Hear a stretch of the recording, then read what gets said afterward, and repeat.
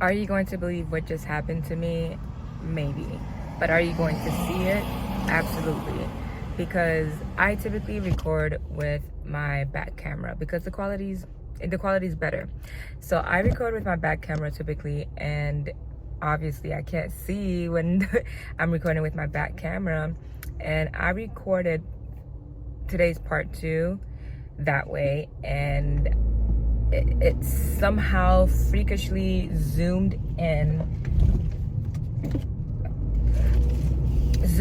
super close to this part of my face.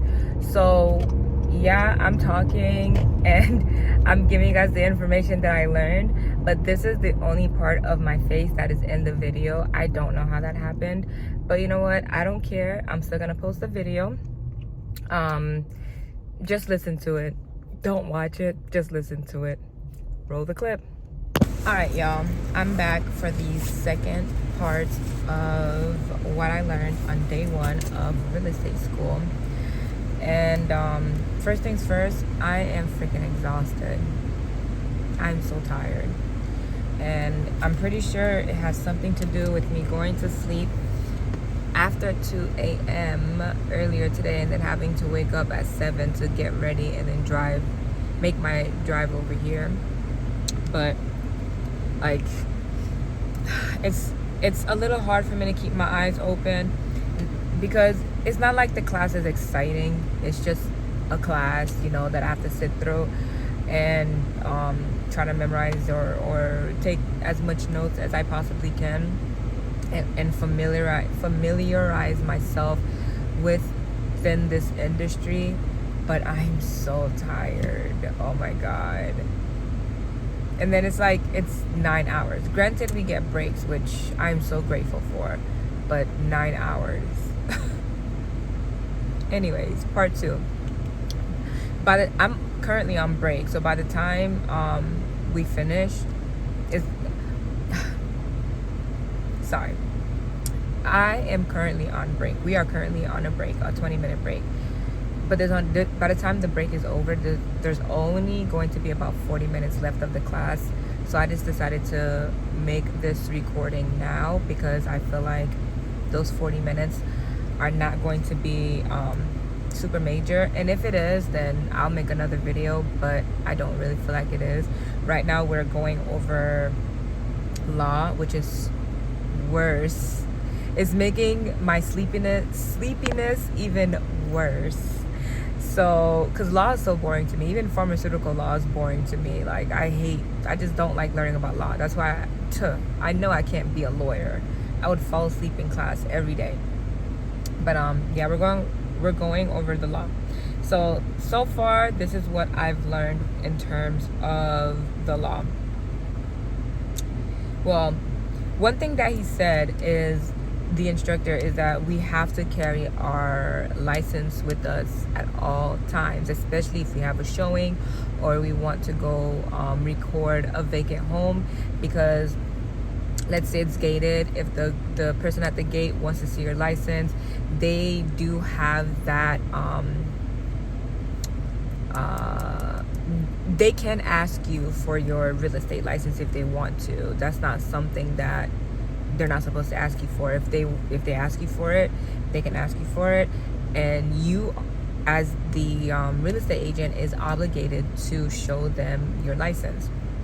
But I did ask if we are able to just take a picture of it or just pull it up on our phone, because being in the pharmaceutical industry for as long as I've been in the pharmaceutical industry, I'm registered and I'm licensed, and we can just go into the Florida Department of Health and look up our license information, and it'll pull up our license number and whether or not our license is active or inactive, or whatever status our license is in. So I was curious to know if we would be able to pull it up, and he said no. But he said we could take a picture, put it, and just keep it in our phone, and we can pull it up and show them the picture. So whatever. But anyways, right now we're learning about the law and the different types of brokerage relationships.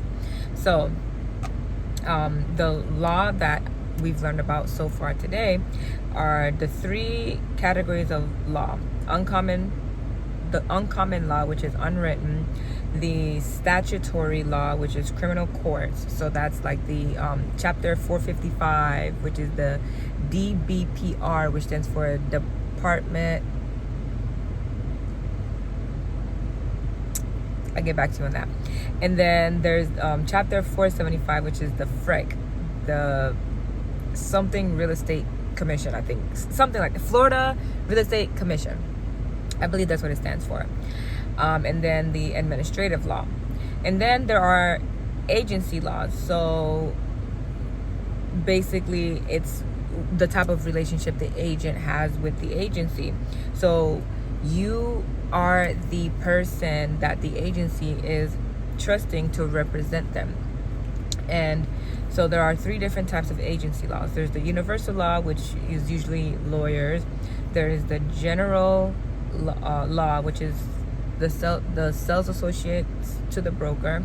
And then the special agency law, which is the sales associates as well. I also have written down here that the sales associates is a sub-agent. So the sales associate is an extension of another agency. And then we got into brokerage relationships.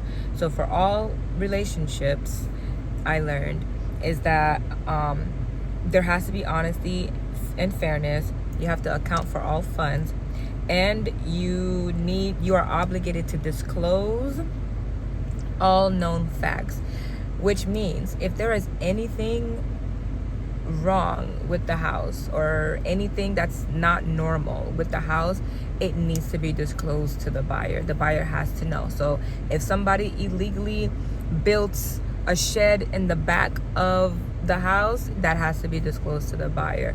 If there are termites in the house, that has to be disclosed to the buyer. Okay, so then there's 3 different types of brokerage relationships. There's the consumer, which means that there is no brokerage. It's basically a for sale by owner, so they don't have any representation. There is the customer, which the type of representation that is the transaction broker. So there's a limited representation, which means you're working with the customer, and you are obligated to present all offers, all skill, care, and diligence. There's limited confidentiality, and that's it. So basically what that means is that, from my understanding, what that means is you are working with the person who quote unquote hired you. So if my mom comes to me and says, hey, I want to sell my house, then she is my customer, and I am representing her. It's a limited representation though, which means, from my understanding, that let's say I find a buyer. I don't know if that's possible, but I'm selling her house and I also find a buyer, and the buyer asks me, oh, this is a beautiful home, what does the seller do? And I'm like, okay, the seller owns a restaurant. That's okay, nothing wrong with that.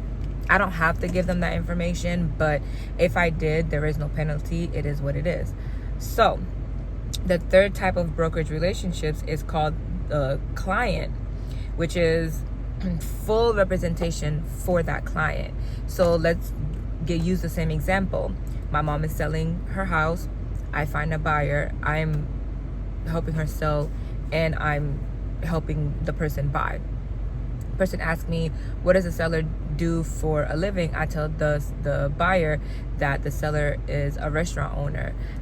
I can get sued for that because the seller did not give me permission to give out that type of information. If I want to give out any type of information to anybody in regards to the seller, I have to get the seller's permission to do that. That's how I understand it. Yeah, and it looks like that's really all I have right now. So basically the 3rd relationship, the client relationship, is full confidentiality, full disclosure, loyalty. You're loyal to that client.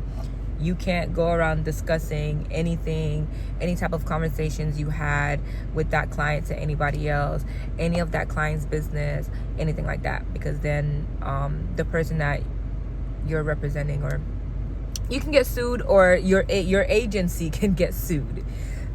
Yeah. So this is going to be the last video that I make for today, because like I said, there's only 40 minutes left of class. I don't believe there's going to be information that's that detrimental that I feel like I'm going to have to make a video. However, there is another class tomorrow, so if I do get some new information that I want to share with you all, I might just add it to that video for tomorrow, the first half of tomorrow's video. So yeah, I hope you learned something new today. I know I did. Everything I'm learning today is new, because like I said, I have no idea what I'm stepping into right now. I just know that this is a stepping stone toward where I want to be. So I'll see you on the next video.